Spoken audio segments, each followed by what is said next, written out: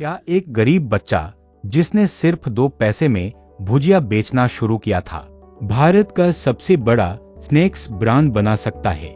क्या एक ऐसा इंसान जो एक गरीब परिवार में पैदा हुआ था, जिसकी पढ़ाई भी अधूरी रह गई, सिर्फ स्वाद, संघर्ष और समझदारी के दम पर भारत का सबसे बड़ा स्नैक्स ब्रांड बना सकता है? हाँ, यह कहानी है गंगा भीषण अग्रवाल यानी आपके और हमारे चहेते हल्दीराम की। साल था 1919। बीकानेर की तंग गलियों में 12 साल का एक दुबला पतला लड़का अपनी मौसी के साथ भुजिया बनाना सीख रहा था।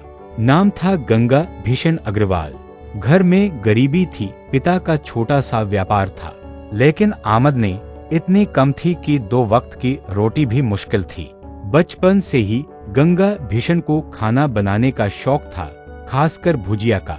उनकी मौसी पारंपरिक भुजिया बनाती थी और वहीं से उन्होंने सीखा, लेकिन उसमें कुछ बदलाव किए। बेसन की जगह चना दाल मिलाया, उसे पतला और क्रिस्पी बनाया। स्वाद ऐसा कि जो खाए बार बार मांगे। उनका बनाया हुआ नया भुजिया स्थानीय लोगों को बहुत पसंद आने लगा। एक प्लेट की कीमत थी सिर्फ 2 पैसे।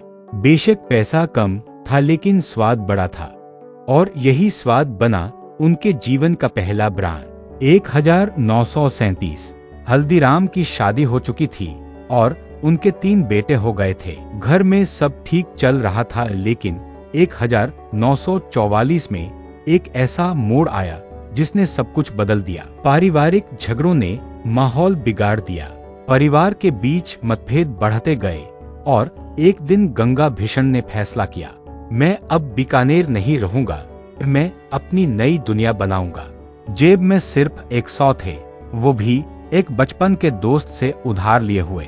उन दिनों कोलकाता भारत का व्यापारिक हब बन रहा था, लेकिन वहाँ कोई जान पहचान नहीं थी, न कोई सपोर्ट, बस अपने हाथों का हुनर और दिल में भरोसा था। कोलकाता में शुरुआत आसान नहीं थी। पहले कुछ हफ्ते तो सिर्फ जिंदा रहने की जद्दोजहद में बीते। रहने को जगह नहीं, दुकान का किराया नहीं, कच्चा माल खरीदने तक के पैसे नहीं।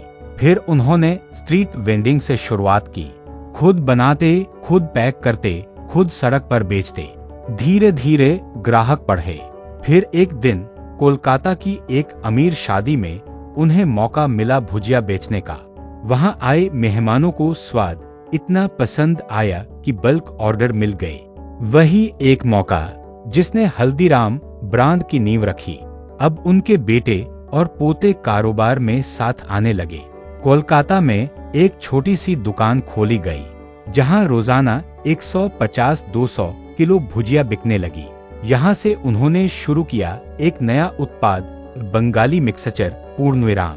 भुजिया, मूंग दाल, ड्राई फ्रूट, सबका मिक्स, एकदम नया स्वाद। अब वो सिर्फ एक दुकानदार नहीं रहे, वो बन गए कोलकाता के भुजिया किंग पूर्णविराम।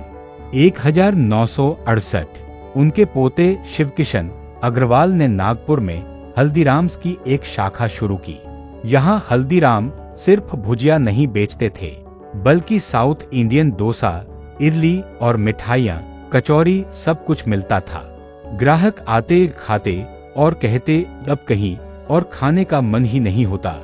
मनोज अग्रवाल ने दिल्ली में हल्दीराम ब्रांड लॉन्च किया, लेकिन 1984 के दंगों में दिल्ली का आउटलेट जलकर राख हो गया।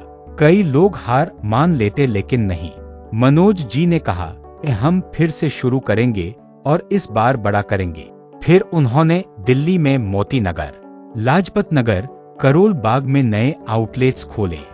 हल्दीराम्स ने समय के साथ खुद को बदला हर मोर्चे पर। भारत में पहली बार स्नैक्स को ऐसी पैकिंग में बेचा गया जिससे वो 6 महीने तक ताजा रहे। 5 से लेकर 200 तक के पैक, 80+ देशों में एक्सपोर्ट, 400 से ज्यादा product, Amazon, big basket, Reliance सब पर उपलब्ध। देश भर में हल्दीराम रेस्टोरेंट्स, लाखों लोगों को रोजगार। हल्दीराम ने कभी क्वालिटी से समझौता नहीं किया। हर पैकेट में वही शुद्धता, वही स्वाद, वही सेवा भाव। उन्होंने ग्राहकों को भगवान माना और शायद यही वजह है कि हल्दीराम सिर्फ एक ब्रांड नहीं, एक इमोशन बन गया है।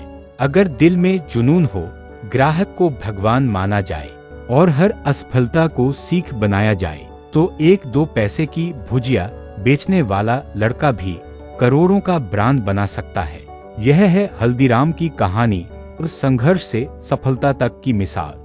अगर आपको यह कहानी प्रेरणादायक लगी हो तो कृपया इसे लाइक और शेयर करें। सक्सेस लाइफ चैनल को सब्सक्राइब करें, जहां हम हर हफ्ते लाते हैं ऐसी ही सच्ची कहानियां जो आपको बनाती हैं कुछ बड़ा सोचने और करने के लिए तैयार।